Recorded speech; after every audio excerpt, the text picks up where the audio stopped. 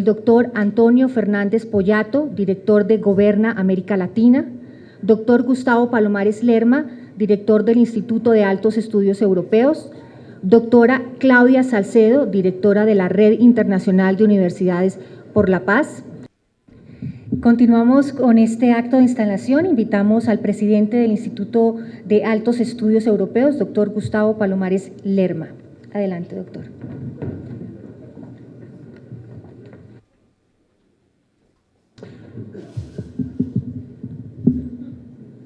Muy buenos días, señoras y señores. Para el Instituto de Altos Estudios Europeos y para la Red Internacional de Universidades para la Paz, es una inmensa satisfacción participar de forma comprometida en este acto de inducción de los depositarios de la legitimidad democrática y de la soberanía nacional de los colombianos, honorables miembros del Senado y de la Cámara de Representantes de la República, y hacerlo en una de las pocas ocasiones, probablemente dos, en las que se reúnen, según la Constitución política, de forma conjunta ambas cámaras. Un acto que supone hacer efectivo el acuerdo suscrito por el Instituto de Altos Estudios Europeos, el Congreso de la República y la Escuela Superior de Administración Pública para propiciar un liderazgo político que tiene que ser renovado desde un papel activo y protagonista para un momento que se reclama histórico para este país a la hora de establecer compromisos colectivos que hagan posible la superación definitiva de la violencia en Colombia. Mis felicitaciones al Congreso, a la Escuela Superior de Administración Pública y, si me lo permiten, de forma muy especial a nuestro equipo del Instituto de Altos Estudios Europeos, que personifico en su directora, la profesora Claudia Salcedo, y también a nuestro grupo de Eurogroup, capitaneado por Ciro Arias, que ha hecho posible el trabajo del Instituto y la presencia del presidente del Gobierno, Rodríguez Zapatero, en este acto. Un nuevo liderazgo que será el centro de trabajo de nuestro instituto y también de nuestros profesores y de nuestros rectores colombianos y europeos en nuestra red pública de universidades. Es por ello que hoy tengo la inmensa satisfacción de presentar en este acto la Escuela de Política, una formación asociada adecuada a la preparación de las mujeres y hombres que quieran asumir un compromiso en el ejercicio de la responsabilidad pública desde nuevos valores para un nuevo tiempo. Este seminario, de hecho, es el primer hito que vamos a realizar en este nuevo ámbito de colaboración con el Congreso y para formar un Congreso que pensamos que tiene que ser un Congreso histórico en la vida de la República. Un Congreso que sea capaz de crear acuerdos, de crear consensos, de crear puentes de entendimiento al servicio de la mejora de vida de los colombianos. Crear las condiciones, como decía Kelsen, de una democracia positiva, creadora de condiciones de transformación y transparencia social. En resumen, crear esas condiciones básicas para la superación de la violencia como centro de una paz positiva y, sobre todo, de esas condiciones que hacen posible que la paz sea perdurable en una realidad y en un pueblo. El nuevo Congreso de la República tiene un reto fundamental que se encuentra muy bien reflejado en el tema escogido por nuestro ponente de excepción y que lleva por título, fíjense, el Congreso en tiempo de paz. Un legislativo a la altura del tiempo que le toca administrar, un espacio que propicia acuerdos en la superación de los horrores de la guerra, tomar como ejemplo a esos otros espacios orgánicos, como fueron el Congreso de Westfalia, el Congreso de San Francisco o el mismo Congreso de La Haya, origen del proceso de integración europea. Como decía Alexis de Tocqueville, interpretando el pensamiento de Sieyès, un Congreso que sea un instrumento válido al servicio de la nación. En conclusión, un Congreso que sea un motor de transformación, un Congreso que sea fiel expresión de la forma de sentir y del nivel de entrega y compromiso del que puede ser un claro ejemplo nuestro invitado conferencista en este cónclave, el expresidente del Gobierno español, José Luis Rodríguez Zapatero. Si me lo permiten, con la confianza fruto de la amistad y del compromiso que he tenido con los gobiernos de José Luis Rodríguez Zapatero, puedo señalar que su trayectoria personal y política se encuentra asociada íntimamente a la libertad y a la igualdad. En ello mucho tuvo que ver la herencia histórica que compartimos. Formamos parte de una misma tradición republicana y socialista, nietos de una familia fuertemente golpeada por la represión posterior a nuestra cruenta guerra civil, que entendemos la labor política, profesional y personal como un esfuerzo para la superación del conflicto, desde un compromiso colectivo, inclusivo, capaz de construir una nueva era de progreso. La cohesión y la construcción del estado de bienestar social, puesta hoy en tela de juicio en tantos lugares y estados, también en España, es sin lugar a dudas el logro más destacado de José Luis Rodríguez Zapatero como presidente del Gobierno de España de 2004 a 2011. El verdadero artífice en la profundización de un proyecto redistributivo en lo económico y fiscal, junto con medidas específicas en la protección efectiva de los derechos de aquellas minorías más desprotegidas y menos reconocidas, las víctimas de la violencia, las mujeres, los jóvenes, los trabajadores. En conclusión, la protección efectiva de derechos sociales como son la educación, la sanidad o el empleo de todos los ciudadanos por encima de la cuna o de su riqueza, y especialmente de aquellos que suelen ser los más olvidados. El suyo fue un proyecto inclusivo de cohesión social que supuso el paso más decidido hacia la modernidad en la fase de consolidación democrática de España, que dejaba atrás el proceso de transición. En este ámbito de la creación y de la ampliación de los derechos cívicos y sociales, llevó a cabo con iniciativas legislativas de tanta repercusión ciudadana como fue la Ley Integral contra la Violencia de Género en el 2004, el matrimonio entre personas del mismo sexo en el 2005, la igualdad entre mujeres y hombres y la Ley de Dependencia en 2007 o la reforma legislativa de la Ley del Aborto en el 2010. En el ámbito económico, y tras concluir su primera legislatura, con la tasa de desempleo más baja de la historia de la democracia, tuvo que afrontar las graves consecuencias de la crisis financiera internacional, que estalla en el otoño de 2008, y su réplica en Europa en forma de crisis de deuda soberana a partir de la primavera de 2010. En el plano internacional, destaca su decisión valiente, decidida, de retirar las tropas españolas de la guerra de Irak, de acuerdo con el compromiso electoral que había asumido en el año 2004. La iniciativa de la Alianza de las Civilizaciones, impulsada junto al Gobierno de Turquía y adoptada como propia por Naciones Unidas en el 2007, y que cuenta ya con más de 100 países participantes, la creación de la Comisión Internacional contra la Pena de Muerte, de la que el presidente Zapatero es en la actualidad miembro honorario, o la consecución para España del estatus invitado permanente en el Grupo G20. Sin embargo, me van a permitir que en un país como Colombia y en un foro como este es necesario destacar el compromiso del presidente Zapatero con la paz y con el derecho de reparación de las víctimas. Y no solo porque fue durante su periodo, el periodo en el que consiguió el cese de la actividad terrorista del grupo ETA, sino porque bajo su mandato, eso es importante recordarlo aquí, se aprobó, después de muchas discusiones, la Ley de Memoria Histórica que hoy tenemos en España y que ha sido un hito que abre la posibilidad para irla ampliando y perfeccionando, porque es claro que ninguna ley puede reparar tanto dolor como el que se produce en el corazón de las víctimas. Desde estas apuestas a medio y largo plazo es necesario sentar auténticas bases transformadoras, capaces de crear un consenso nacional superador definitivo del enfrentamiento. Una superación del conflicto que, como decía Hannah Arendt, solo podía hacerse desde la memoria histórica como matriz fundamental del nuevo tiempo, La memoria tiene que ser necesariamente el instrumento para conocer la verdad, y esa verdad es el único bálsamo capaz de reconfortar a las víctimas. El arte de gobernar es algo más que administrar las cosas.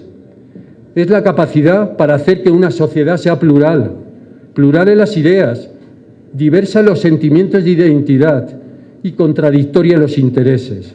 En conclusión, el arte de gobernar el espacio público que compartimos. Gobernamos la complejidad, pero además gobernamos hipotecados por esa complejidad y muchas veces sin un proyecto que conquiste el conjunto de los ciudadanos. Para hacer posible este proyecto de encuentro en escenarios que sean capaces de superar el conflicto, que sean capaces de crear complicidades y lugares de encuentro, se necesitan mujeres y hombres de Estado, personas que sepan administrar el bien común. Uno de ellos, no tengan ninguna duda, es el presidente José Luis Rodríguez Zapatero. Bienvenido, presidente, a este foro que es también el nuestro. Sola renovación tan importante que se dio en este Congreso que se acaba de elegir, pues hace referencia a la complejidad del proceso electoral colombiano, a la complejidad de las elecciones en Colombia, muchos éxitos en estos 4 años que les deparan. Yo simplemente quiero hacer referencia sobre las tareas del Congreso de la República y sobre las funciones de los congresistas de Colombia, que en síntesis se resumen en 2. Una que tiene que ver con el ejercicio del control político, que esperamos y seguramente en estos 4 años será bien importante, bien relevante e intenso durante estos próximos 4 años, y la tarea de expedición de leyes. Hoy en el país creo que no se ha entendido en un sentido amplio lo que son las competencias del Congreso de la República en la expedición normativa. Y creo que no se ha entendido porque pareciera que la forma de medir hoy al Congreso de la República se da exclusivamente con la expedición aritmética de leyes. Cada que termina una legislatura, uno escucha a los medios de comunicación señalando: se aprobaron en este año 300 leyes, 350, 20 o 50 u 80 leyes más que las aprobadas en la legislatura anterior. Como si el trabajo del Congreso dependiera del número de leyes que se aprobaran en cada legislatura, y creo que eso es un grave error que estamos cometiendo en el Congreso de la República. El sentido de interpretación de las funciones del Congreso debe ser un sentido más amplio. Diría yo que, por el contrario, la tarea del Congreso debe ser la guarda celosa de la Constitución y la ley, la defensa de nuestra estabilidad jurídica, y no la modificación periódica de las leyes y de la Constitución colombiana. Y por último, recordar que es la misma Constitución política de Colombia la que define al municipio colombiano como la entidad territorial núcleo de la estructura del Estado de nuestro país. Y eso se ha venido perdiendo un poco. Tenemos una Constitución descentralizadora, una Constitución que reconoce la autonomía territorial, una Constitución que reconoce al municipio colombiano como fuente importante para la democracia y para la paz de este país. Pero cada vez, después del año 91, hemos centralizado mucho más las políticas. Desconocemos esos principios orientadores que nos ha entregado la Constitución y vamos en contravía de lo que debe ser el desarrollo de este país, por lo menos en materia de descentralización y de autonomía territorial. Invitar un poco, honorables representantes, a que si efectivamente queremos una paz estable y duradera, tenemos que entender la heterogeneidad de nuestro país, las realidades locales del municipio colombiano, y además de estarle entregando a diario funciones y competencias a los municipios, que no pueden cumplir, que esas funciones y competencias también vayan de la mano de presupuestos y de recursos para que las tareas que hoy tienen nuestros alcaldes y gobernadores se puedan cumplir con toda precisión y con toda claridad. Reitero mis felicitaciones, honorables representantes y senadores, que tengan muchos éxitos en estos 4 años y que ojalá este Congreso que viene sea un Congreso ejemplar. Muchas gracias.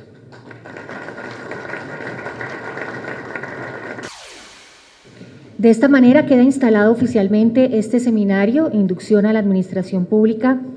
Agradecemos a los miembros de la mesa principal por su participación. El desarrollo y las temáticas de este seminario serán de la siguiente manera. Iniciaremos con el bloque académico internacional, con el excelentísimo señor José Luis Rodríguez Zapatero y su exposición El Congreso en tiempos de paz.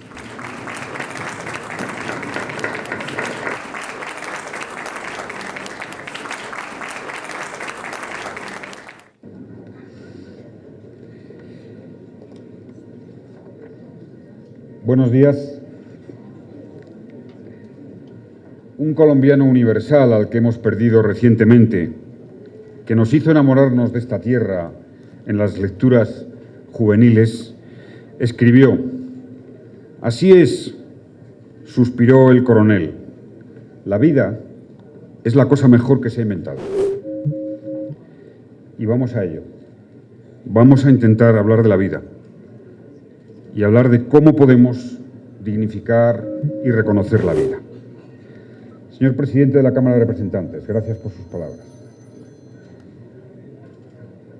Y deseo una legislatura próspera, en trabajo, a representantes y senadores. Señor presidente, fui parlamentario, como decimos en nuestro país, congresista durante 24 años, desde muy joven. Me han presentado al senador más joven. Yo le he dicho que fui diputado más joven en 2 ocasiones, y, en fin, o sea que le animo a que siga en la trayectoria política. Tengo un gran respeto al Parlamento, tengo un gran respeto allí donde se sienta la representación de los ciudadanos. La política empieza y termina ahí, porque es ahí donde se produce el debate, el diálogo, donde está la palabra. Pero desearía que mis primeras palabras hoy fueran para las víctimas de la violencia, a quienes expreso desde aquí mi apoyo, mi reconocimiento, mi aliento. Siempre he pensado que no hay un proceso de paz que no tenga en el centro a las víctimas. Siempre he pensado que todo diálogo para finalizar un conflicto debe arrancar por un reconocimiento profundo, sentido a las víctimas. Ayer, en la Escuela de Administración Pública, directora, gracias por tus palabras y por tu hospitalidad en esa institución, tuve la oportunidad de reunirme con representantes de asociaciones de víctimas del conflicto, con diversas asociaciones.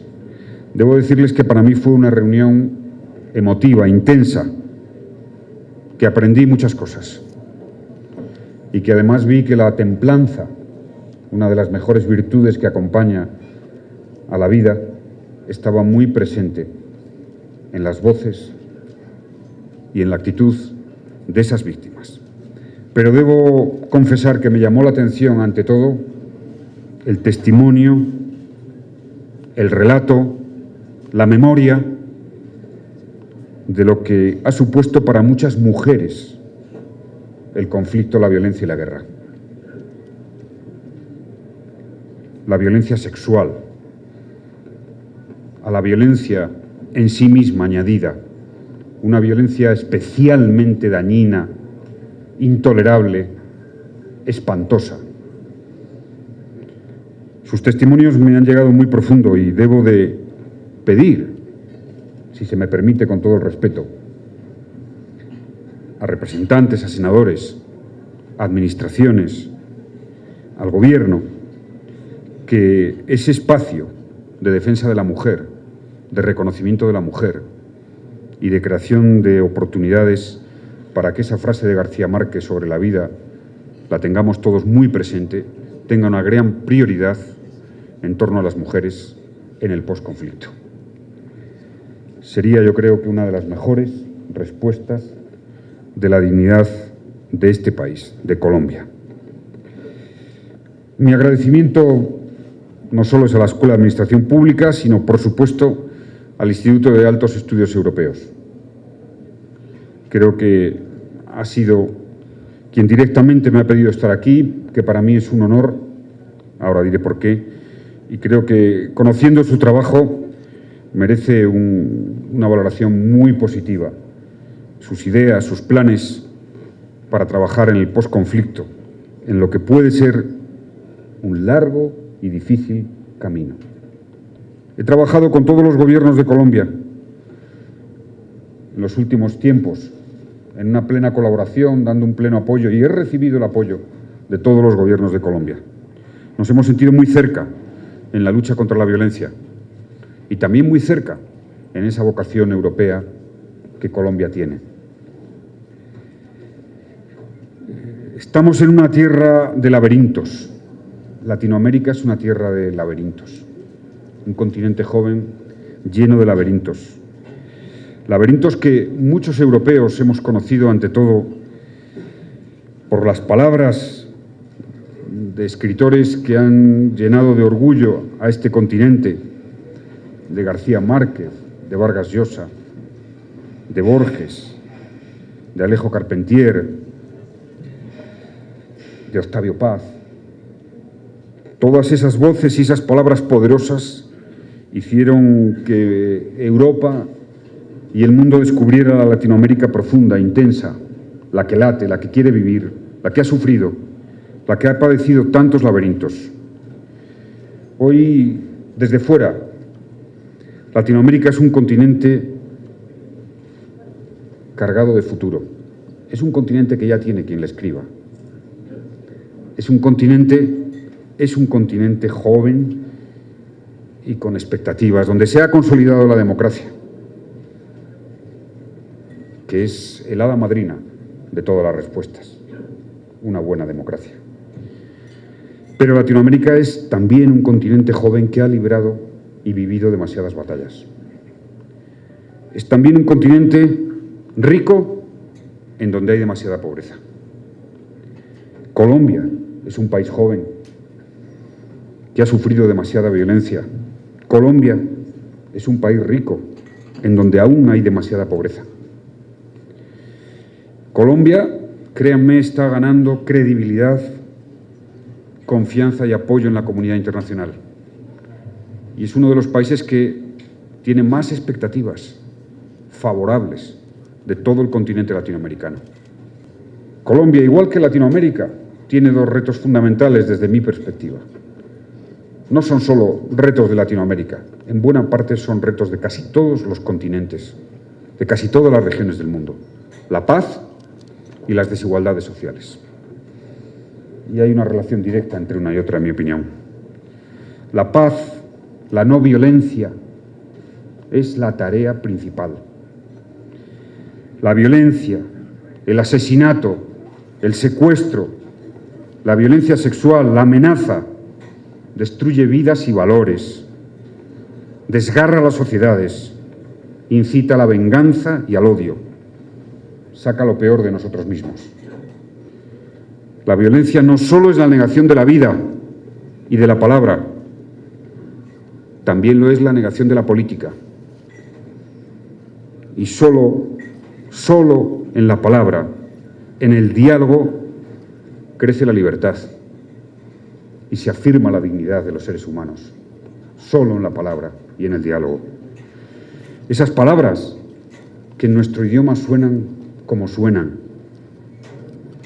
casa, hogar, amistad, vida, compasión, solidaridad, diálogo, paz. Compartimos ese bello idioma, sabemos lo que significan esas palabras. Y aquí, estando entre representantes de los ciudadanos, y senadores, entre personas que tienen como oficio la palabra, ante todo, la palabra, el debate, las ideas, la razón, la actitud para escuchar, debemos de proclamar que todo empieza con la palabra, que la palabra es el cemento del diálogo y que el diálogo es la condición de la paz, de la democracia, la condición y la virtud de la paz y de la democracia. Que un Congreso, que un Senado es ante todo una escuela de diálogo, una escuela de las palabras. Y también debe ser una escuela de la comprensión. Una escuela en la que, con el tiempo, podamos aislar el fanatismo, el radicalismo. Decía Voltaire que a más dogmas, más disputas, y a más disputas, más desgracias. Por ello, les daré mi opinión sobre el papel del Congreso en los tiempos de paz, o para la paz, y para el posconflicto, si vemos ese momento, después o tras las conversaciones de La Habana, que ojalá sea así. El proceso de paz, el posconflicto, debe ser un proceso debatido. Debe ser un proceso debatido, por supuesto en las cámaras, en el Senado, y con intensidad en la sociedad, también en la sociedad. Debe ser fruto de un gran diálogo nacional. Es un momento histórico para Colombia. Ustedes lo saben mejor que nadie. Habrá un antes y un después. Casi podremos decir que Colombia empezará de nuevo, si logra la paz duradera y si gestiona bien el posconflicto. Y esa historia con la que todos tenemos una cita, porque a todos compete, debe escribirse con un amplio debate nacional. Seguramente no habrá unanimidad. Sería deseable que hubiera el máximo consenso posible en favor del proceso de paz. Pero anticipo y añado, la democracia no lo exige. Lo que sí exige la democracia es que la discrepancia se canalice con la palabra, con el debate, con la disputabilidad democrática. Y si ese papel se cumple en los próximos años por parte del Senado y la Cámara de Representantes, será un papel encomiable, digno de reconocimiento. Ahora bien, ese papel de debate, de diálogo nacional que debe haber en torno a la paz, debe ser un diálogo en la sociedad, intenso, vivo, respetuoso. Todas las voces deben ser escuchadas. Ninguna palabra debe quedar sin pronunciarse. Ninguna historia debe ser olvidada. Ningún sufrimiento ignorado. Y si me permite, las lágrimas también son necesarias, muy necesarias. Palabras y principios. Las palabras y los principios son los que hacen que la paz venza la violencia, que la libertad se imponga al fanatismo. La democracia nunca pierde ante la violencia. No nos olvidemos de esto. Esos principios que a veces, por conocidos, por sabidos, por escuchados, son olvidados y necesitan ser reafirmados, necesitan ser gritados. El principio de la vida, el principio de defensa de los derechos humanos como un principio sagrado, El principio de que no hay política en la violencia. No hay política en la violencia, solo hay violencia. El principio de que matar no es defender ninguna idea, es solo matar. El principio de que no hay política en el terrorismo, solo hay terrorismo. El principio de que la política no puede ceder ante la violencia, pero la política puede contribuir al fin de la violencia. Colombia, al igual que España, podrá ser un país sin violencia, pero no debe ser un país sin memoria. El día que ETA anunció el fin de la violencia en mi país, siendo presidente del gobierno, el 20 de octubre de 2011, para mí la fecha que quedará más inscrita en todo lo que ha sido mi trayectoria política, dije ante los ciudadanos que España iba a ser un país sin terrorismo, pero no iba a ser un país sin memoria. Sabemos que en esos principios hay uno también, que es un principio político, histórico, demostrable, que la violencia se combate con la policía, con el ejército, con las leyes, con el Estado de Derecho, pero que el fin de la violencia, en el fin de la violencia, siempre hay un momento político, siempre hay un momento de diálogo. Que los fines que conocemos de grupos armados, guerrilleros, terroristas, como queramos, se han combatido, por supuesto, con la fuerza del Estado. Pero el final siempre o es consecuencia de un proceso de diálogo o se produce con un diálogo. Y en ese diálogo, en ese proceso, donde, como antes afirmé, la palabra, el debate y hasta las lágrimas no pueden dejarse a un lado, tienen que estar presentes, muy presentes. Las víctimas, los inocentes, el dolor debe de ocupar un lugar central. Un lugar central. Decía Juan Gelman, un poeta también latinoamericano recientemente fallecido, un grandísimo poeta que sufrió dictaduras, que lo peor de la desmemoria no es el olvido, es la injusticia. Y la justicia empieza por recuperar la memoria. Empieza por proclamar la inocencia de quienes sufrieron injustamente la violencia. Empieza por reconocerse la verdad de lo que sucedió y empieza por expresar una solidaridad profunda con las víctimas de la violencia. Una solidaridad que se expresa necesariamente en derechos morales y en derechos materiales. En ese proceso que hemos vivido en nuestro país. Cada proceso de violencia es distinto, porque la historia de cada país es la historia de cada país. Cuando uno ve las cifras de Colombia, palidece. Y cuando hace la comparación con lo que hemos sufrido en España, pues ciertamente expresa una solidaridad intensa con el pueblo colombiano, una solidaridad intensa. Pero nosotros tenemos también nuestro dolor, nuestra historia de dolor profundo, intenso,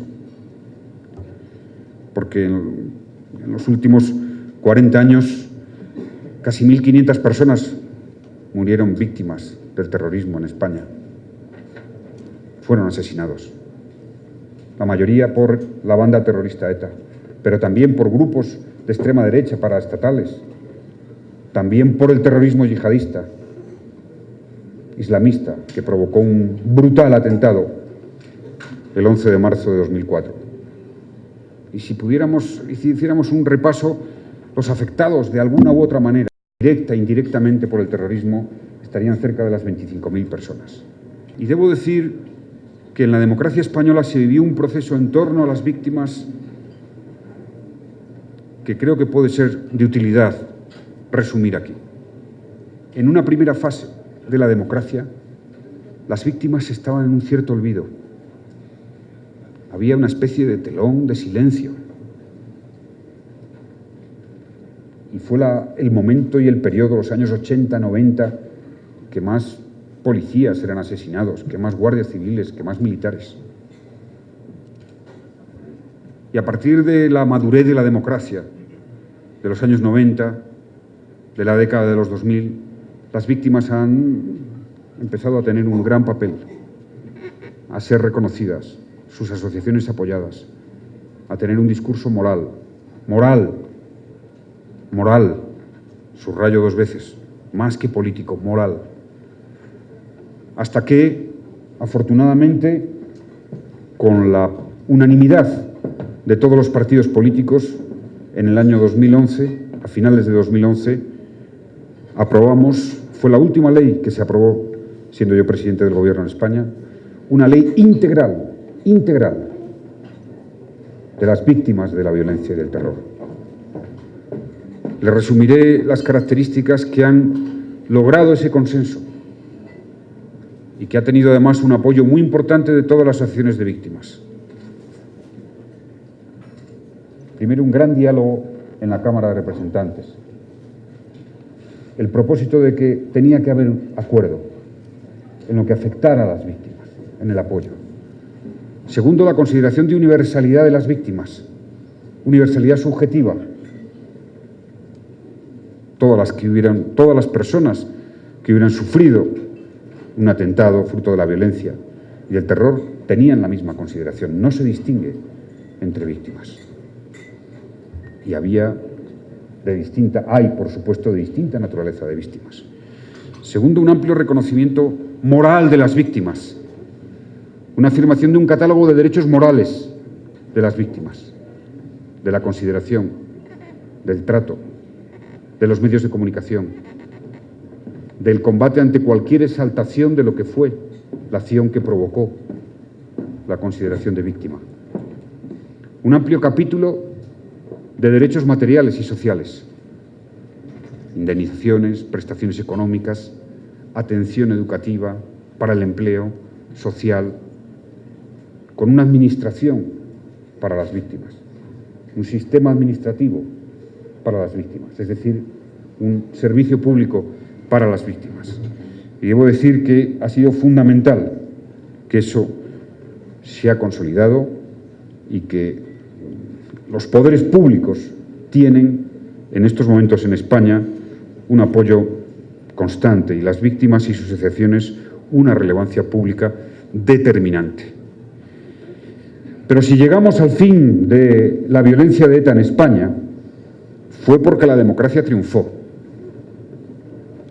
porque los valores de la libertad, de la igualdad y de la democracia se impusieron. Al final, en mi opinión, los grupos violentos, los grupos guerrilleros o terroristas que en democracia han practicado la violencia no tienen más remedio que reconocer la inutilidad de matar, la inutilidad del método, junto a la reprobación moral, ética de esas acciones. Se empieza siempre por lo primero, pero con el tiempo se va consolidando también la segunda idea, entre quienes han apoyado, practicado o entendido la violencia premeditada, injusta, hacia inocentes. He dicho que un porcentaje altísimo de las víctimas en Colombia son civiles, un porcentaje altísimo. Y eso debe ser un elemento de reflexión. Por tanto, es el inevitable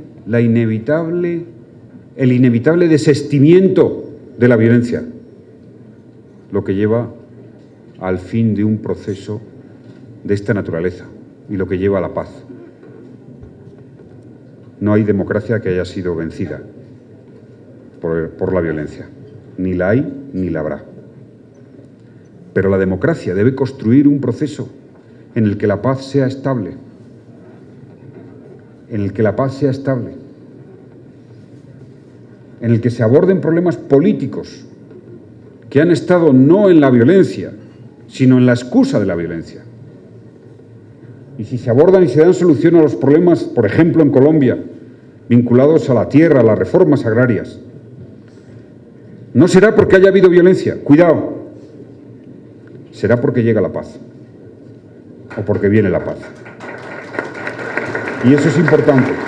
Y si hay generosidad en la participación política, no es por la violencia, es porque viene la paz. Y la paz siempre es un mensaje de reconciliación. Pero claro, un país, una nación, un Estado, una democracia, tiene como baluarte la justicia. La justicia. Antes dije que la justicia empezaba por el reconocimiento, apoyo, compasión, solidaridad, cercanía a las víctimas. Es el primer capítulo de empezar a que la justicia se imponga.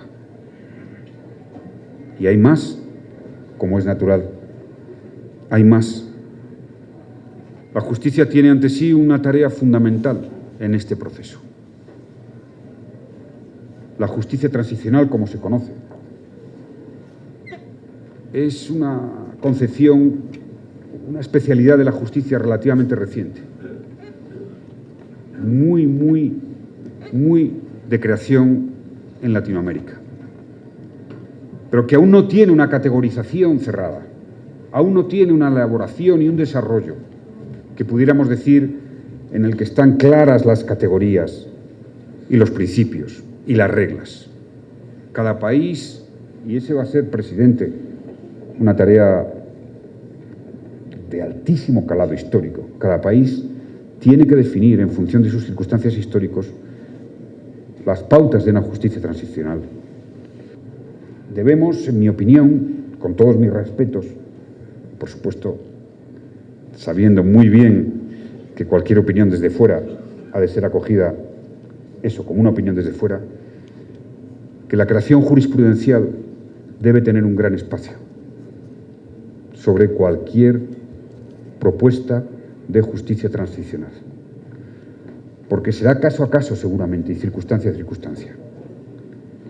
Les diría que nosotros no hemos tenido que abordar este fenómeno desde esta perspectiva, pero que tuvimos otra circunstancia histórica que nada tiene que ver, por supuesto, con la violencia que ha vivido Colombia, el conflicto, ni siquiera nada tiene que ver con el terrorismo de ETA que hemos vivido, que fue una dramática guerra civil. Una dramática guerra civil durante 3 años en España, que costó tantas víctimas como los 50 del conflicto de Colombia. Y que cuando volvimos a la democracia, hicimos una gran apuesta de reconciliación. Una gran apuesta de reconciliación, que dio un muy buen resultado histórico. Hay unas palabras, 3 palabras, de quien fuera el último presidente de la República Española, de Manuel Azaña, en el desastre de la guerra civil, pidiendo para España paz, piedad y perdón, que quedaron muy grabadas en la conciencia colectiva de la sociedad española. Afrontar, pues, este proceso para un país como Colombia supone afrontar el carácter que, como nación, tiene Colombia, nada más y nada menos.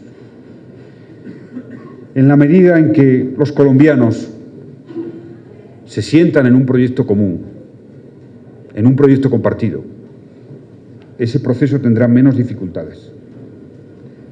Pero aún seremos conscientes que el posconflicto,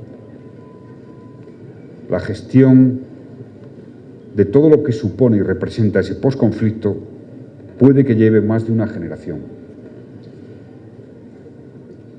Reconocimiento, verdad, memoria y reconciliación. Son palabras inevitables en un proceso de esta naturaleza. Les diré que en España llevamos casi 3 años, 2 años largos, de fin de la violencia por parte de ETA. Y aún se empieza ahora a ver los primeros síntomas de reconciliación y ver encuentros entre asesinos y víctimas, encuentros de diálogo. Y habrá que trabajar, Gustavo, en esa dirección con una grandísima intensidad. Hay que intentar llegar a todos los lugares, incluso aquellos más alejados que más han sufrido. Va a haber que hacer una gran movilización como país, que debe tener el apoyo de toda la comunidad internacional, porque la paz en Colombia es la paz para América Latina. ETA era el último grupo terrorista europeo en Europa, en la Unión Europea. Y aquí sabemos que la violencia de Colombia es el último eslabón para que un continente y una región proclame la paz definitiva, después de ganar la democracia. Y por ello, la Unión Europea debe de apoyar este proceso de una forma decidida, un apoyo político, diplomático, financiero, para atender todos los requerimientos. Y Colombia tiene el derecho a exigirlo. La Unión Europea tiene programas y, cómo no, tiene un gran interés, igual que todas las naciones del mundo, las grandes naciones y regiones, para ver el final. Amigas y amigos, representantes y senadores, tenéis una altísima responsabilidad, pero cuando se tiene un afán infinito de paz, se logra. Y no debe provocar temor la discrepancia, ni el debate. Un país tiene que decirse las verdades, sin dogmas, sin pensar que el que no piensa como tú está haciendo daño a un país. Pero el debate es fundamental.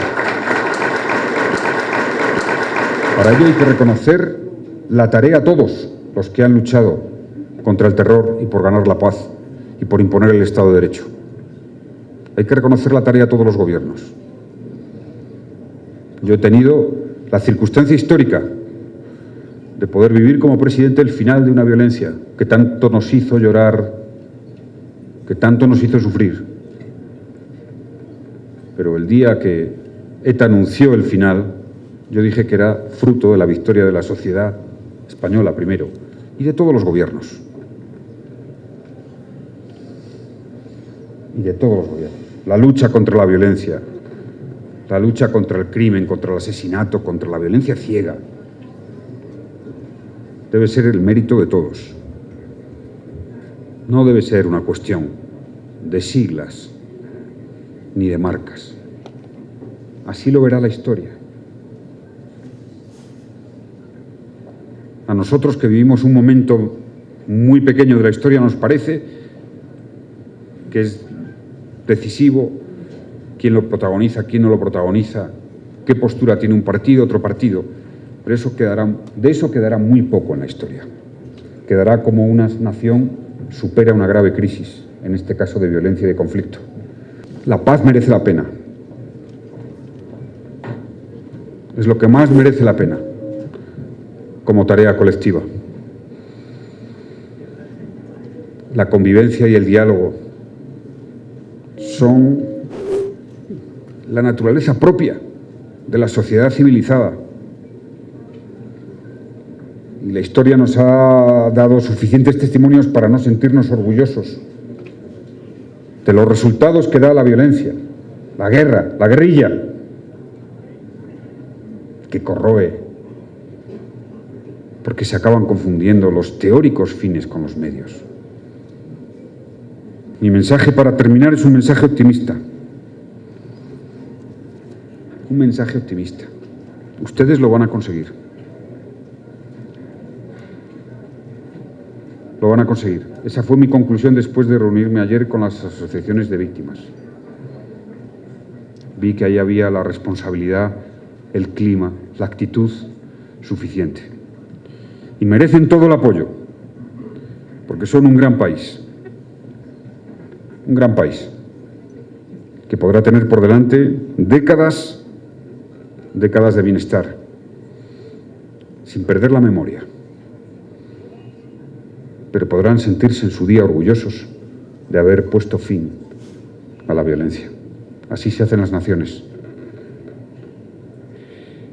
Termino como empecé, recordando a García Márquez. Ustedes son conscientes que es un colombiano universal. Escribió García Márquez: yo creo que todavía no es demasiado tarde para construir una utopía que nos permita compartir la tierra. Y nunca mejor dicho. Gracias.